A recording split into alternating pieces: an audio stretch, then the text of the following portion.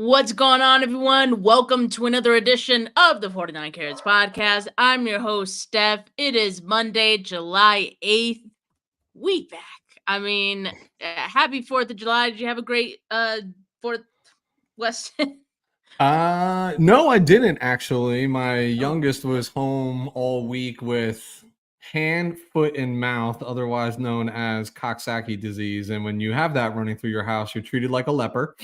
Nobody wants to be around you. Nobody wants to deal with you. So that's what we dealt with, but we made the best of a situation. So time off, time spent with the family, all good. I'm just tired from the first of all, it's Yeah, Monday and I'm super excited. It's my man. favorite day of the week. It's Monday with Steph, but I've also just literally just got out of the pool chasing a bunch of kids and God, they have energy that I just don't understand. I'm like, God, I need a nap right now.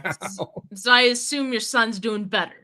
Oh, Right? yes. Back in Okay, good. daycare today. That's all we cared about. Good. All right. Well, sorry you had to deal with that, Weston. Hopefully he's still got a chance to see some fireworks as well. And see that. Yeah, I was out in the Bay for the weekend and that was great. It's also great to be back and doing this show as well. So yeah, thank you for everyone tuning in so far. Appreciate it. I thought it'd be a bit of a slow day, but yeah, Kenny said his notifications are working. Good to see that some of you have notifications for 49 Carats. Yeah, if you want to be notified when we go live, that is the way to do it. All right. Well, let's just get right into the topics today, Weston, because oh god, it's like Brandon Aiyuk knows when we do shows, so he puts something out for us. I mean, at this point, I just have to believe that's the case. The latest thing, he posted a TikTok on a day ago, so this came out Sunday or maybe late Saturday, I assume. And it's pretty much a montage of several pictures, right? Which you could do on TikTok and there's music playing in the background. Well, what made a lot of 49er fans and just fans all across the NFL, gave him pause was the fact that he posted this image, which appears very much to be, which is Washington Commanders film. And this is from practice. Like you can literally see it's practice film from June 11th of this year. And this is so strange. Obviously, Jaden Daniels at quarterback. I understand they're friends. This is so weird to me, Weston, because I'm just like, how does this not spur like a tampering investigation or just some sort of investigation? Because like if I'm the Commanders, I'm wondering how Brennan Aiyuk like even got a hold of our film. Or Yeah. if I'm the 49ers, I'm also wondering how Brennan Aiyuk got a hold of Commanders film. Like that just seems weird. Feels like a big conflict of interest. In the grand scheme of things, I understand it's probably not that big of a deal. Like we've been saying this whole time, Brandon Aiyuk can't exactly force his way out. Like he can ask for a trade. The 49ers don't have to grant it. So that makes this all kind of like, okay, what are we doing this for? But I mean, what was Yeah. your reaction to this? First of all, if your father's listening, can you let him know that I poured this drink specifically for him? This is how I had to come back to another Monday talking about this number 11 all over again. I don't even want to say his name anymore. But the reality is like, hey, this is so bizarre. This is so weird. You So mentioned terms weird. like tampering. You mentioned things like that, and it's just like, Jaden Daniels, what are you doing? Brandon Aiyuk is not at your Yeah. practice. He is not at the eye in the sky. You're sitting in a film room analyzing. You're like, I know what I'll do. I'll send screenshots of this to my buddy. Like, how does that feel like valuable use of your time acclimating yourself to this league in your first season, probably as the starting quarterback for the Washington Commanders? And then the other side of me is what I've been saying this whole time, Steph, is BA, you can show whatever you want. You have no control over this. Like you are not Yeah. going to Washington unless look, are the Commanders a likely outlet? Yeah, maybe because Brandon probably wouldn't resist going there if it was talked about. And then with the connection with Adam Peters and his time spent here with, in this front office, I get it. It opens the door to conversation. But in this is not the NBA. You don't get to choose what team you go to. And, if I'd be less pissed off about this. Like, to me, it's just stupid at this point. Like, it's just like, I don't have another word for it. It's dumb. It's obnoxious. I don't know how else to explain it, but like, hey, if Washington was on the schedule this year, I'd say, yeah, keep getting more formations and what they're lining up in. But like, Right. this does nobody, this antic to me does more harm than good on both sides of the equation here. It's all fun and games with Jaden and BA. Like, I know your buddies, I know the relationship, and like that's all fun. Like we laugh about a lot of this, but this is super bizarre. Like, there's consequences to this. There has to be consequences to this, even if it's just a fine behind the scenes from the Commanders to Jaden Daniels saying, "What the hell are you doing?" Like, this doesn't get leaked out. This is not an open media practice, right? Like, how did this get out in the world? It just feels weird. It feels childish, and it feels like last stitch effort from BA and camp, like just trying to create some noise. Like, that's what it feels like. Oh, yeah, it's just very weird. Like, if I was Jaden Daniels, which obviously, like, that seems like the obvious connection to all of this, and his connection to the Commanders and how he would end up with this, I wouldn't I don't know how I'd feel. Like, I'd be pissed because, like, Jaden Daniels can get in trouble for this. Like, I mean, and I'm surprised actually that I haven't seen enough people kind of mention this with the word investigation. That's what I'm saying. Like, there has to be some investigation that goes on with this, and maybe it just hasn't really caught a lot of attention outside of 49ers and Washington Commanders fans, but that yeah, this is weird. And I saw someone say after this, like they tweeted out, yeah, I think Brennan Ayuk's antics have officially surpassed that of Debo Samuel's his off season, which is funny because like the previous week, I don't know if it was with you, Weston, or if it was with Desi, but I was literally just having this conversation of, yeah, I don't like I don't think it's gotten to that point yet, all this and that. And like now we are getting to that point where it's like, all right, enough. Enough. This is too much. I understand like from what Brandon Ayuk is trying to do, but I don't think this is how you do it. Like, to in my opinion, I'm not seeing the vision on this. And yeah, it could do more harm than good, not just for the teams involved, but himself. Which like I just yeah, this one didn't make a lot of sense to me. It It's weird. it doesn't make any sense to me. I'm not like, again, I've been supportive of BA like doing what he's doing. It's the only thing he can do to like cast a light and create attention and create a buzz around him and try to induce some sort of fear from the San Francisco 49ers. What I'm over, and I'd be fine if he continued to do that, because here's the reality. We're still 23 days away, more than 3 weeks away from when Debo actually inked his contract at this time during his off in 2022, right? Like in the summer of 2022. So we still have time here in terms of like 49ers timeline as to when they tend to get things done. I am just over the constant barrage of Washington Commander content. I am not a Washington Commander fan. I don't need to see any more about their team and about their roster and about their quarterback, who, by the way, let's all still keep in mind, has accomplished nothing at the NFL level as of yet. He will be, I think he'll be rather successful. But all that being said, there's just a lot of hype around a move that's not going to take place. And I still think this is, I don't know if BA consulted with anybody in his camp prior to doing this, because I think they probably would have been like, dude, this is where we might need to like draw the line, because the NFL is still comprised of humans, and humans are spiteful by nature. And if you continue to put the commander specific content in front of the 49ers, they'll just be like, dude, F you. I'll trade you to any other team in the league. It ain't going to be that team. You know what I mean? Just to like, it doesn't make like 49ers, if they needed to trade BA, they're not. I don't think that's happened. Like, I just think this is just continuing to pile up until they get it worked out.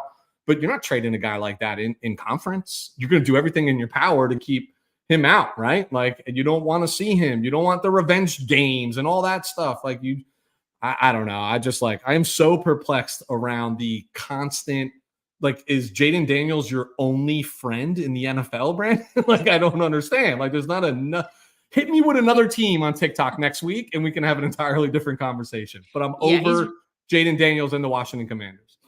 he's really, really leaning into that friendship right now, just for I assume the obvious reasons. And I another know. thing that he showed in that photo montage on his TikTok was Jaden Daniels Heisman Trophy. Like, okay, what am I supposed to do with this information? Like, okay, I get it. We get it. You're friends. Debster in the comments says, if he's trying to get on the fans' bad side, he's doing a great job. This is the other part of it that I want to discuss, Weston, because it kind of feels like with each social media post that Brandon Ayuk does, one like the next one is worse than the previous. It seems like I'm just seeing a lot of fans now turn on the player. And we've seen this before. I mean, we saw it in that offseason with Debo Samuel as well. Like people were just fed up with the antics that they were seeing. And I'm always torn on this issue because like it's like I know that the player deserves to get paid and they deserve to create leverage any way they feel is necessary, right? But I also like I get frustrated too, even just watching this unfold. Like, and I know players are frustrated. This is their only outlet, I guess, in these times. But yeah, I mean, it gets to a point where fans get frustrated and start to say again like I'm saying right now like enough, like I am tired about talking about this. Yeah. I'm tired of seeing each post be worse than the last, you know what I mean? Is so it's I'm torn about how this issue is all playing out. I don't even know what I want to have happen at this point, just because I'm so frustrated. And like you see some of these other comments that have been in this live chat saying like just trade him. Like I don't even care at this point. No. And if you saw the comments that were on the TikTok post, it's like just go and be Washington Commander already. It's like go just trade him all this. So like it's reached a point where fans are now, getting fed up. Yeah. And I get it. I get the frustration. Like we all have hit frustration points in all of these contract negotiations. Some's with the players, some with the teams. For those who are quick to say just trade them because you want to be rid yourself of the drama, I understand. I empathize with that. The reality, though, is if you are a fan of this team, the goal every season for this franchise is to compete for the Super Bowl. You are more likely to do that with Brandon Aiyuk on your team than not. I understand this feels like a distraction, and BA feels like he's being, or like we feel like he's just deterring from everything else that's going on the team because this is a focal point of offseason discussions. It'll all go away. He's not a distraction, right? Like he'll be very happy when he signs his $29 million a year contract. That's probably what it's going to be for however much guaranteed. And he won't be a squeaky wheel anymore and he won't want to get out of here. It's going to get a little hairy if he's playing on the 5th-year option. I won't lie about that. But if the 49ers are able to iron that out, I think they'll be fine. BA's not that kind of guy. Listen, let's keep in mind, like, we follow professional athletes. And yes, we're called fans, which is short for fanatical. So we have crazy takes from time to time. It's fine. But the truth is, like, BA has never been in the news for the wrong reasons, right? Like you haven't seen a DUI, performance enhancement drugs. He's never put his hands on his significant other, his partner, or his child, or anything along those lines. So I'm not sour on BA, the player, the person. I understand. Steph, I told you a couple of weeks ago, I quit my job, right? Enjoying my summer. Accepted a new one recently. Don't start till August, but I'm Nice, not going to lie. congrats. Thank you. But I'm not going to lie. The reason for the story is the contract negotiation. Like it got a little hairy. These things happen, right? It's my money. It's their money. I get all of that. I just went through this myself. So if I'm gonna shit on BA, I probably should be shitting on myself too, because I wasn't putting TikTok videos of like another company and what they were doing, but you get what I'm talking about, right? So Yeah. like my caution to 49er fans is I understand your frustration. Keep it. I get it, right? You care about this team. You want it to be wrapped up and done, and you're already looking forward to training camp and preseason games, etc. But like BA's not that guy that you really need to sour on. He's just in a period of time that is a short window where he needs to be selfish. That's it. And I'm Yeah. not supportive of his antics. I'm understanding of them, except this one. I hate this constant barrage on the Washington Commanders. I don't know how else to say it. Yeah, and I think that's fair. I think people lose sight of the fact that these are humans trying to get more money out of their job because their job would rather pay them the least amount. I mean, we all have to deal with that at some point in our lives. Maybe not in millions, or obviously my job is not looking to pay me millions or anything like that at any point, but you get what we're saying here. And so that's really all Brennan Ayuk is trying to do. Now I understand, like, don't bite the hand that feeds you either. I mean, you've mentioned that here, Weston, as well. So he has to be careful, I think, with how far he's willing to take this, because I do think there is probably a point in which the 49ers, just like maybe some fans out there, would say, all right, that's enough, and that's Yeah. not cool, and you just lost some points with us, kind of thing. So Totally. And they're right. There's a comment on here, Steph, about like putting a practice video on the internet. Yes, he that did. is We that is pretty said bad. that's bad, but guess what? He didn't put the 49ers practice video on the internet. He put video clips or screenshots of video that was sent and shared to him. So the problem on where I'm confused on this is his mindset to say, I'm going to publicize this and I'm going to use this. But he didn't necessarily go get those videos. They were obviously shared with him. So I'm not shaming him. Like, it's not like he was in the 49ers film room cutting up video and being like, I'm going to put this out there. So I look at this differently. But to me, what Jaden Daniels did, and BA's a little culpable in this too for sharing it, is like, why have we not even heard the term Spygate at this point, right? Like in terms of like what Belichick and they did in New England. I'm going to agree with Jason. I do not care for this particular antic, but I am very understanding of what BA is going through and how he's approaching it. And he's just doing what he can do, and that's okay that it frustrates us. Like I'm not sitting here trying to be high and almighty. Like I'm not frustrated. I'm just not souring on the person and his contribution to our team. That's the way I look at Yeah, and I do want to clarify on that point as it. well, that it wasn't an actual video that he posted Yeah, of the film. Like, it wasn't like a video, it was a screenshot of him clearly watching a video, what I could assume was a video of film of the Commanders practice. So it's not like, yeah, he didn't put out Commanders film for everyone else to watch, but it looked like he was watching it himself. And how he got that film is like, obviously you can make the connection.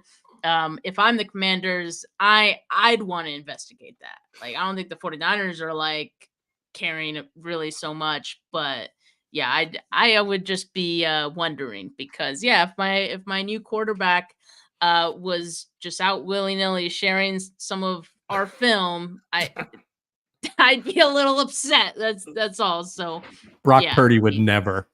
That's my all QB we know. would do that. Would My QB, never. but but anyway, I'm over this topic. I mean, every week we have something to talk about, and it's like, dude, I obviously, as a content creator, it's nice to have something to talk about, but I am so over talking about Brandon Ayuk, man. Like, and I just, because I want a resolution. I want something to happen. I just want to Totally. put this behind us. It's not that I'm like I want to move on from Brandon Ayuk. It's just that, like, I want to move on from this topic. Period. So let's just get to the next topic here that I wanted to talk about. So, to Sean Gibson, as you know, some of you may have seen, last week it was announced that he was suspended for use of performance enhancing drugs. He was suspended the first 6 games of the season. Now, I think, like, when we first saw that news come out, it's like, okay, one, that's not great for the 49ers, because in my mind, I was thinking he'd be a pretty good option for the 49ers if they felt like Talanoa Hufanga wasn't going to be ready week 1, which I still think is, completely in the realm of possibility. And then two, he's pretty up there in age, right? And he's had a pretty long career. Will this mean that he eventually retires? Now, Deshaun Gibson has spoken and he put out a statement. And part of that statement, he said this quote, "It is with great disappointment that I accept this suspension, and I do so knowing that I have never even attempted to cheat the game. I look forward to return for my 13th NFL season and helping a team compete for a championship." End quote. So, I mean, for Gibson, this kind of sets up perfectly because he's a veteran. He's at that age where like he doesn't need to go through the whole camp thing. He doesn't need to prove himself. Like he literally could just sign with any team that's needing of a safety, a veteran safety late into the season. And who knows? Maybe the 49ers could be one of those teams, but this makes the intention clear. Deshaun Gibson does not plan to retire. He is going to be playing this season if the opportunity does present himself, and a team would want to sign him.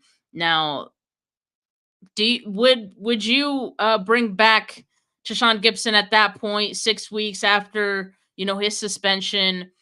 By that point, I would expect not Deshaun Gibson. I would expect Talanoa Funga to be back and maybe even closer to his normal self, right? So, assuming that every one of the safeties for the 49ers are healthy at week 6, week 7, like would you still look to bring Deshaun Gibson back, or is that just being a little too greedy? I 100% would, and I would hope those PEDs are still flowing through his blood, even though he's off it. I mean, Come on like, now. listen, I'm going to be very upfront and honest here, and it might be, I don't want to say offensive, but it'll be disagreed with. These players know what they're doing. They know what they're putting in their body, and they make a lot of money, and they hire really expensive doctors that are on cutting edge, that are like, nobody's going to detect this. They don't have a test for it yet. They are 3 steps ahead of the NFL drug testing policy. But every once in a while, it catches back up with them. And this is the instance. It's with great disappointment that I accept this suspension. Accept it? You did it, dude. You know what I mean? Like, this is literally coming out saying, He's not appealing, yeah, like, basically. hey, my bad, my bad. Well, there's no point of appealing in the NFL anyway because they just retest the sample that was tainted in the first place. They just send it to a different lab, so they don't even let you like redo it. So the kind of chips are stacked against you anyway. It's gonna result have the same result. But to your question, Steph, like, yeah, like, assuming even if they're 100% healthy at the safety position, like, if you're making the only way you bring Deshaun Gibson back is if you're competing, right? Like, and you're, getting closer to, you feel confident that you're going to be part of a playoff push. Like, you want that veteran who's been there with you, even if he doesn't step on the field, he's still going to have a special teams contribution. He's still going to have something. And he's played arguably his best football in a San Francisco 49er uniform over the last 2 seasons. I honestly thought that they would look to, maybe they knew this was coming, right? Like, I thought they were going to look to potentially bring him back on the cheap as a Yeah. veteran, etc. But like, so instead of me rambling, the short answer is, yeah, if we're 6-8 weeks into the season, he's not on anybody else's roster, and he's coming off the suspension, and you're making a push. Yeah, because there's a lot of what ifs. Is Huff going to be healthy and playing well?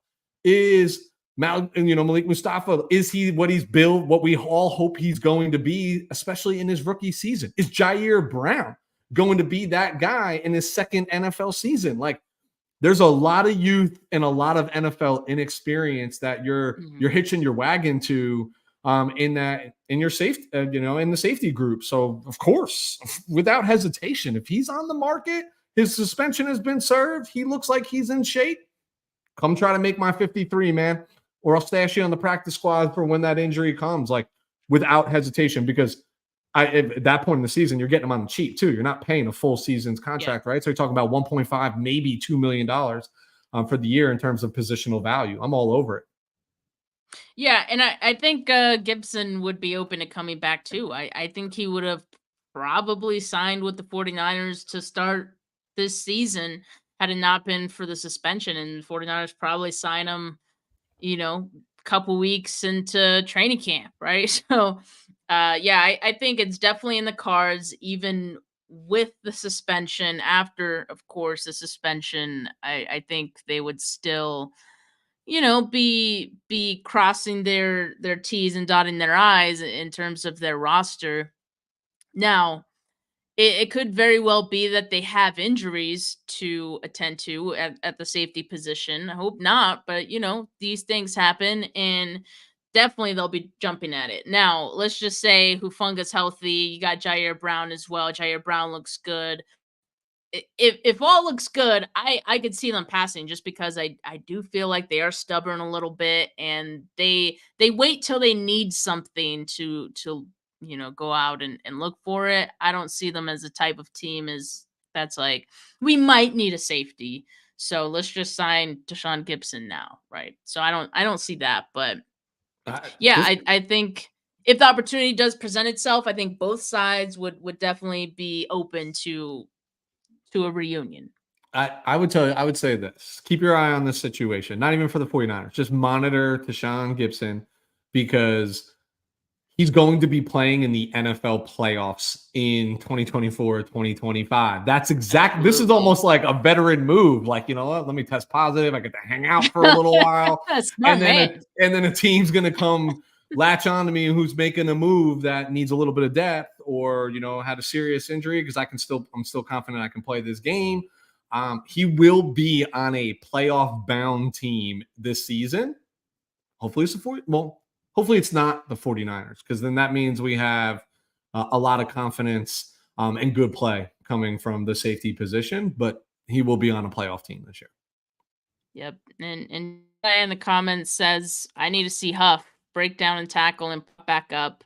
Have to see it. Yeah, I mean, that's hopefully something 49ers can gather some information on pretty early in the season. I mean, they'll have a idea hopefully around camp about where he's at with his recovery. Yeah, I don't know how I feel about.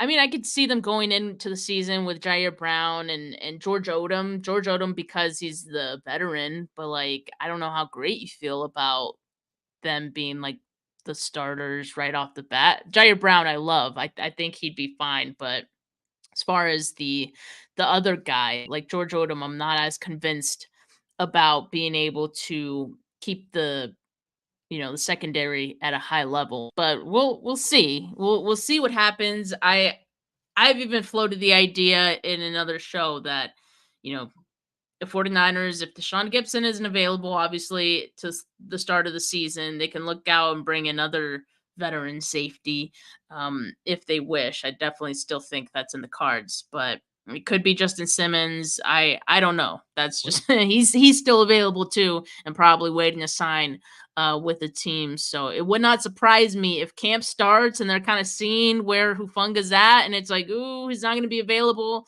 in the first few weeks of the season. Let's bring in a veteran. I think that's still in the cards. And I don't, yeah, it's 100% in the cards. This is a team that I showed you on multiple occasions that they're not afraid to make the in season move that they think is going to put them over the hump. We saw it with Emmanuel Sanders in 2019. We saw it with Christian McCaffrey in 2022, right? Like they will make a push if they then was it 2022? Yeah, 2022, right? Like the 2022 season. Yeah, because 2023 just sorry. I just getting years confused, but they'll make a play if they need to. But if I'm being suggestive here, I think because of like I think Jair Brown is slated into one of these spots, right? He started for you Yeah, in the Super absolutely. Bowl. He's playing, right? Like you keep that going. I think if there's any hesitation around where Huff is in his recovery, you do not hesitate and you put Mustafa in and you find a way because early in the season, you throw him to the Wolves. You find out if this guy can play and if he can adapt and how he looks like week to week if he's showing growth because you can recover from an 0-1 start, a 1-2 start, right? A 2-4 start. You can recover from that. But that experience is so valuable versus like, let's start with Yeah. George Odom and hope that Malik Mustafa outplays him in practice when we know twos ain't getting reps, right? Like during the week, there's limited reps to be had and be earned. So I would love to see it be Brown and Mustafa out there if there's any hesitation around where Huff is in terms of recovery. Yeah, I mean, If Mustafa's a quick learner, I mean, absolutely, he could very well earn some extra reps. I mean, that's how it was for Jair Brown. Like Yep. they weren't planning on Jair Brown, starting in his rookie season. The opportunity came up, and I mean, he showed that he was worthy of getting more snaps. I know there was a bit of a snafu with him, kind of late in the season, and he kind of had to earn his spot back, but I mean, we saw what he was able to do towards the end of the season playoffs once he got back on the field, Super Bowl, of course. So I'm excited for Jair Brown, and who knows? Yeah, Mustafa could have a similar trajectory in his rookie year as well. So definitely open to that too. Now, before we get out of here, again, it's maybe a bit of a shorter show today just because we don't have that much to talk about. It's off season and all that. But Weston, I understand you had something that you kind of saw on social media unfolding, not Brandon Ayuk related. Just want to make that very clear. We're not going back into Brandon Ayuk, but something having to do with like social media and just something you wanted to talk about. So let people know what that was. Yeah, I don't know how to lead into it and present it. Is actually I'll credit my wife with this stuff. You know, she kind of brought. I wasn't paying any mind. I wasn't paying attention, and it comes across like her sites, and she brought it to my attention. And the more I got lost in this, like the more angry I was actually becoming.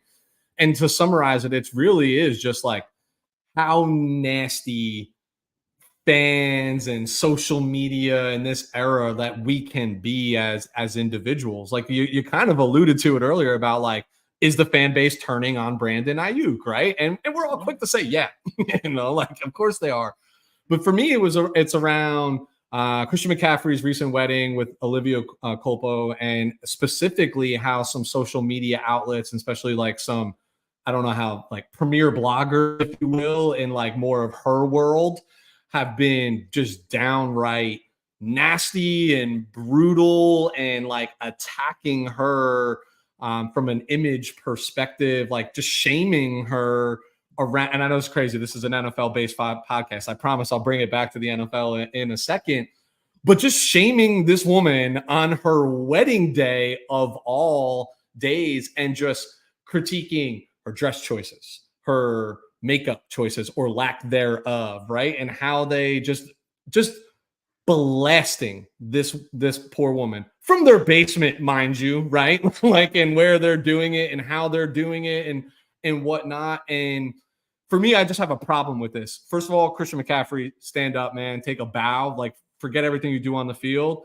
Being the dynamite husband that you are, and new to this game, right? New to the husband game. As a veteran here, I can tell you, we, sir, are appreciative of standing up for your wife, right? And realizing that like some of those people are like fan base as well, right? And they might turn on you for that. So it takes a lot of, a lot of self-esteem and backbone to do that. But like things around Olivia, when you're talking about like critiquing her dress choice, like hold up a friggin' minute. This is her wedding. I don't care if she wants to come Yeah. down the aisle in sweatpants, right? Like that is your day, your choice. Shaming that she didn't wear the right makeup or the makeup, whatever. Like, hold on a second. Like, weren't we a society that used to shame women for overdoing makeup and doing those things and reminding them how beautiful they are as they are, etc.? And now you want to poo-poo on this woman because she went all natural and beauty to her. By the way, this is Miss Freaking Universe, right? Yeah. Like, slow down a second. You know what I mean? This is probably someone who doesn't need to be relying upon that. And oh, by the way, has been in the pageant world her entire life, has probably worn every dress, every bikini, everything that you can ever imagine to put her body out there because that's what these competitions entail. Again, let me rephrase this. Miss Universe, the world that we know it. She was the cream of the crop, whatever year it was, don't matter. Got to be somebody to win that.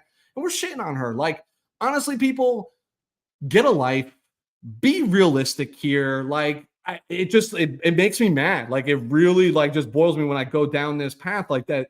Like, who gives these people the torch to say, you are the holder of the opinion of this person on their wedding day? Like, let me be very mindful. Olivia Culpo did not approach Vogue magazine and say, take care of my wedding. They knew that that wedding was happening and said, we want to be there. And just good on her for standing up for herself and for Christian McCaffrey to be there. I've never been more proud, like, to have that guy. Like, we talk about people we do want to root for on our team.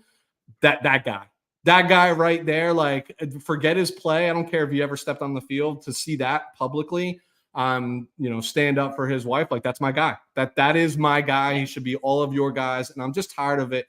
And Steph, like, I just feel like you probably have a unique opinion on this subject matter as well. Someone who has fought and clawed to get where they are in their profession with no doors opened, right? Like, you had to kick through everyone, and you probably more so than others had to deal with comments that probably made you feel similar to the way that Olivia. I just felt like this was a good forum to have this conversation.